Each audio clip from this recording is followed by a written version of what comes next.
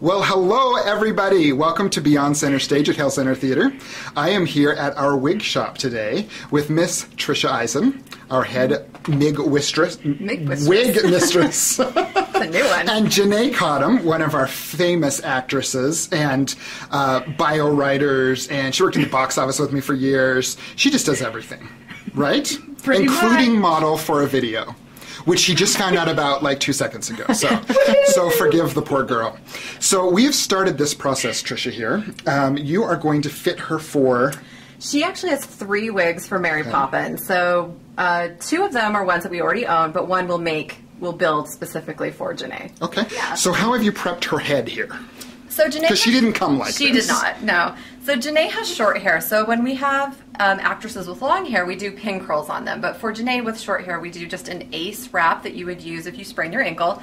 We put that around, and that's what we would pin the wig into.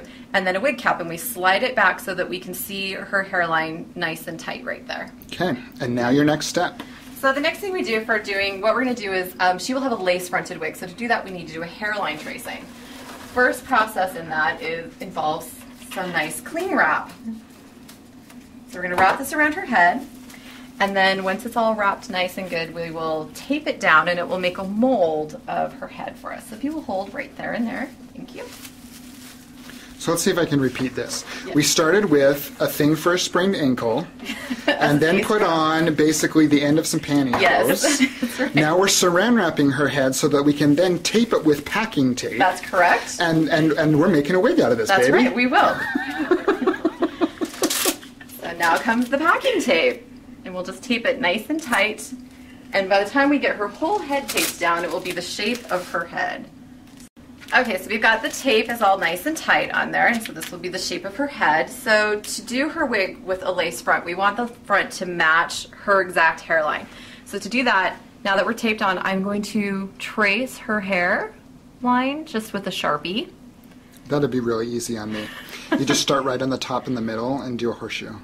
And so what we do is we try to do kind of a good line of where it is, but she's got these little wispies, so we want to make sure that we know that. So that's what those little dashes so you draw are about. little wispies. Yeah.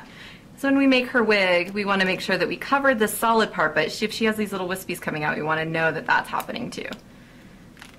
So I always do a little ear. We'll do it on the side, you can see. And we even do the back of her hairline too, so I'm actually doing the back especially if line. you're doing a bun. Right, because this will be an updo, so we want to make sure that when we do the wig, it will actually do that. So would you say it's more that you're trying to make sure that you cover all of her natural hair, or that you just represent what's natural? In the back, we're just making sure we cover it. In the front, we're trying to make sure that we're representing what is natural to her hairline. Okay. Yeah. And then I saw on some of the other ones you were doing that you, wrote people's names on it. Yes. Excellent. She even knew to capitalize your N. Yay! Yes, and then we write the year because we like to use them over and over again, but sometimes they're like 4 or 5 years old, so we do a new one. That's awesome. I was going to say, people's hairline changes. Well, mine especially. Okay, here's the Mine fun would have part. to be different every So year. this part of the process is done, so now we have to take it off. Okay. Oh, that's There not we bad. go. And look at that. And then this is your head shape. Wow. And look at the ear. Not awesome. Yes. Thanks, Trish. Great. So we are here on step 2 of creating this wig. This is Chrysalent, one of our wig makers. What's the right term? Are you a wigstress? There's lots of terms. Here we're the wig and makeup designer. When last we left you, we had drawn up Janae Cottam. This is her head, and remember her little ear there. So now you're stuffing the mold, right? I have stuffed the mold. We use our basic craft store cotton batting, although there are many techniques that you can use to do this. So I've taken our measurements and made sure that our measurements are consistent with what we took at her tracing. Oh, okay. So it's not just about looking and making it look like a head. It's about specifically ending up with the same measurements. Yes, the closer we are to her actual head shape, the more fitted it will be on her. We're making a custom piece for her. Sure.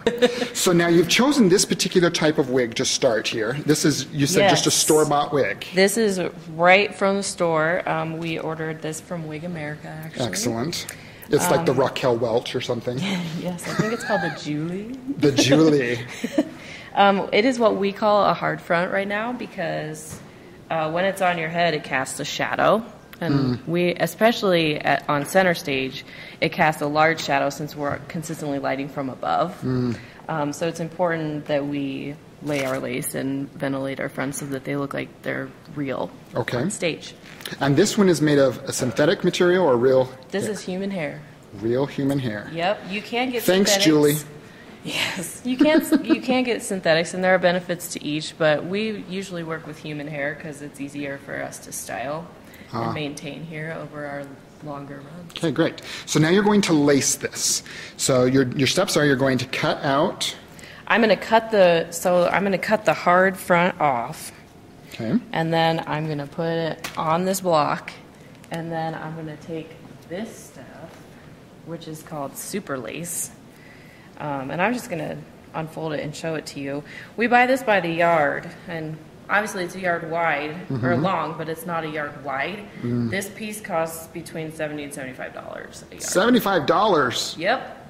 Serious. Usually we can get between 4 and 6 wig fronts out of it. We do save our scraps because it is so expensive, and we use that to build facial hair, so it all gets used up. But, Talk about measure twice, cut once, right? Yes. It's not just for wood, people. Correct.